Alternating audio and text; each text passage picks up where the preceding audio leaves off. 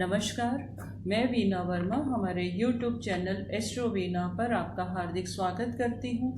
धन्यवाद भी देती हूँ कि आपने मुझे जानकारी शेयर करने का मौका दिया, आपसे जुड़े रहने का मौका दिया। आगे भी मैं यही उम्मीद करती हूँ। आज हम बात करते हैं भाग्यांक के बारे में। भाग्यांक यानी कि लकी नंबर। हमारे न्यूमरोलॉजी में अगर हम देखें तो हमारे दो तरीके के नंबर होते हैं। नंबर तो तीन तरीके के होते हैं, पर जो चर्चा में ज़्यादा चलते हैं वो हमारे पर्सनालिटी नंबर और डेस्टिनी नंबर होते हैं, जिसको हम मूलांक और भाग्यांक भी बोलते हैं। आज हम भाग्यांक 3 के बारे में बात करते हैं।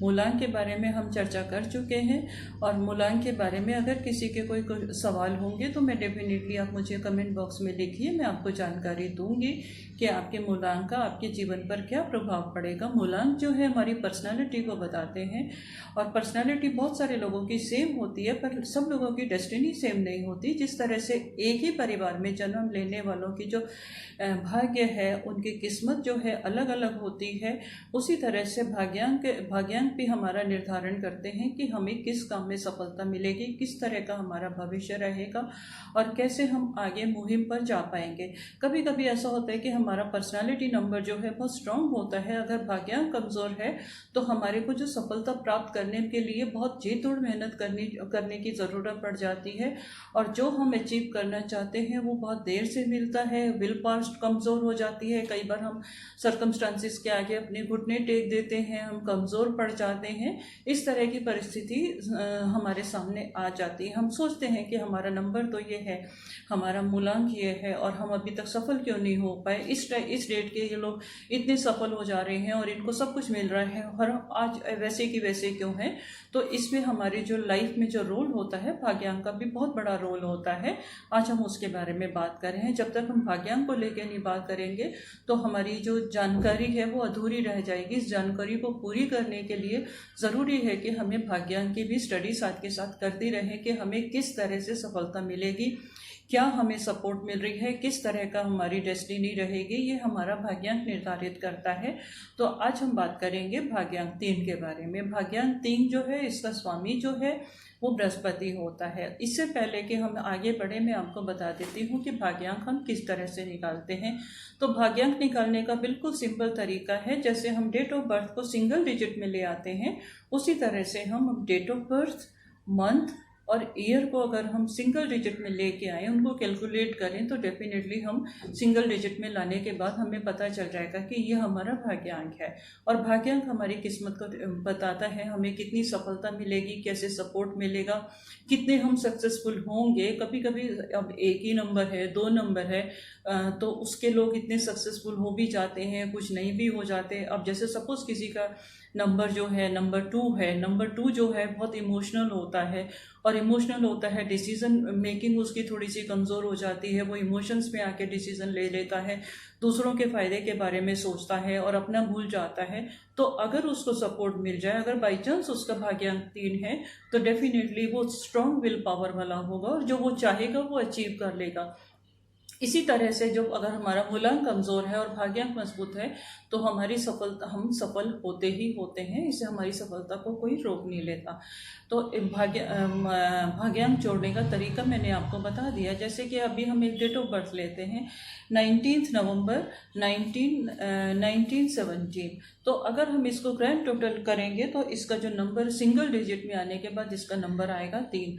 तो इसका मूलांक भी बहुत स्ट्रांग है और इसका भाग्यांक भी बहुत स्ट्रांग है। तो डेफिनेटली इसकी जो पर्सनैलिटी है बहुत स्ट्रांग है, डिटर्मिनेशन है, किसी की बात सुनने वालों में से नहीं है।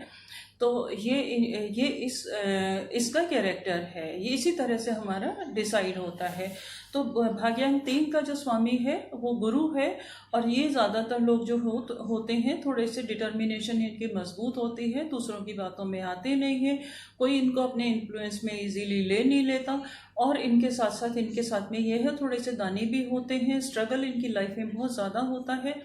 और अगर देखा जाए तो इनको लाइफ पार्टनर का सपोर्ट बहुत अच्छे से मिल जाता है। ये जो अचीव करना चाहते हैं उसको अचीव कर लेते हैं। अचीव करने के लिए स्ट्रगल, इनका खुद का स्ट्रगल होता है, पर इनको फैमिली सपोर्ट पूरा मिल जाता है, फैमिली के लोग इनको एनकरेज करते हैं और जो ये चाहते हैं उसको हासिल कर लेते हैं। अब गुरु जो है ज्ञान का देवता है और ऐसे लोगों में थोड़ी थोड़ी ईगो तो आ ही जाती है। अब क्या है कि ये किसी की हेल्प लेना पसंद नहीं करते, ये अपने मन में मास्टर होते हैं। ये मतलब किसी से ये नहीं कहेंगे कि आप मेरी इस तरह से हेल्प कर दो, अगर खुद चल के कोई इनकी हेल्प कर दे तो ये आगे बढ़ जाएंगे, उसको लेने में हेजिटेट भी नहीं करेंगे। इनको ऑर्गेनाइज करना बहुत अच्छे से आता है, पर रिक्वेस्ट करना इनको बिल्कुल नहीं आता कि आप मेरे से मेरी ये हेल्प कर दो और मैं इस तरह से इस मुहिम को हासिल कर लूँ या जो भी मेरी डेस्टिनी है मैं उसे हासिल कर लूँ। और इसी तरीके के काम इनको पसंद आते हैं। लोगों के ऊपर रूल करना, प्रशासनिक सेवाएं। अगर कहीं भी हमारी डेट ऑफ बर्थ में नंबर 7 का इन्फ्लुएंस हो जाता है तो हम जॉब में सक्सेस होते हैं। और अगर हमारे नंबर डेट ऑफ बर्थ में जैसे 4 और 7 नहीं आता तो हम अपने बिजनेस करते हैं, अपने काम में हमें कामयाबी मिलती है, हम किसी के अंडर काम नहीं कर सकते। क्योंकि जब भी हम कोई भी डेट ऑफ बर्थ लेते हैं, भाग्यांक भी लेते हैं, तो उसके बीच में आने वाले, सपोज किसी का बर्थ फोर्थ मंथ में हुआ है, 19 अप्रैल है और तो 4th मंथ में हुआ है तो उसमें 4 का भी इन्फ्लुएंस आ जाता है। 47 में बर्थ हुआ है, 57 में बर्थ हुआ है तो 7 का इन्फ्लुएंस आ जाता है। ये राहु और केतु के नंबर हैं तो ये दूसरों के इन्फ्लुएंस में जल्दी आ जाते हैं। अगर इन हमारी डेट ऑफ बर्थ में ये नंबर नहीं है और हमारे पास दूसरे अंकों का सहयोग मिला हुआ है, 5 का सहयोग मिला है, 6 का सहयोग मिला है, तो हम किसी की बातों में नहीं आते। अगर और हम अपने मन की करते हैं। ये भाग्यांक 3 वालों के साथ में भी होता है।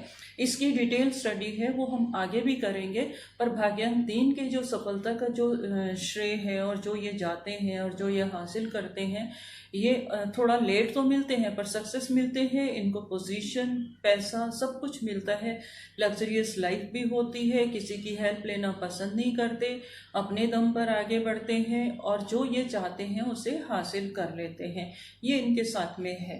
पर देखिए, अब अगर हमारे पास ईगो है, हमारे पास आत्मसम्मान है, हमारे पास सब कुछ है, हम किसी की हेल्प नहीं लेते, तो हमें सफलता तो चाहिए। तो हम इनको सलाह देते हैं कि थोड़ा सा अपनी ईगो को साइड में रख दें। ईगो को साइड में रख के हम दूसरों की प्रेजिंग करके, दूसरों को भी मौका दे के अगर हम आगे बढ़ेंगे, सबको साथ लेके चलेंगे तो डेफिनेटली हम सक्सेसफुल हो जाएंगे। ये इनको अपनी लाइफ में लेकर आना चाहिए। थोड़ा सा इमोशंस की तरफ जाएं, इमोशनल होके सोचें, अपने दिल की आवाज़ भी सुनें। ये हमेशा अपने ब्रेन की सुनते हैं, अपने आइडियाज़ की सुनते हैं, अपने सोल की बातें सुनते हैं, पर सोल के साथ साथ हार्ट भी तो हमारे भीतर है, तो क्यों ना हम उसको भी खुश रखें। अब ये तो नहीं है कि हम उसको बिल्कुल साइड में रख दें और उसकी बातें सुनना बंद कर दें। अगर हम ऐसा करेंगे लाइफ में तो हम लाइफ को एंजॉय नहीं कर पाएंगे, और यही नेचर इनका होता है कि अपनी लाइफ को पूरी तरह से एंजॉय नहीं करते। तो इनको एंजॉयमेंट के छोटे छोटे क्षण जो हैं पूरी तरह से उनको कैश करना चाहिए। अपनी छोटी छोटी चीज़ों को एंजॉय करते रहें, अपनी सफलता भी हासिल करें, तो नो डाउट ये बहुत सक्सेसफुल होंगे, सोसाइटी में एक मिसाल बनेंगे और जो ये चाहेंगे वो कर लेंगे। इसी के साथ समाप्त करती हूँ। आगे अब एपिसोड में फिर से मुलाकात करेंगे एक नई जानकारी के साथ।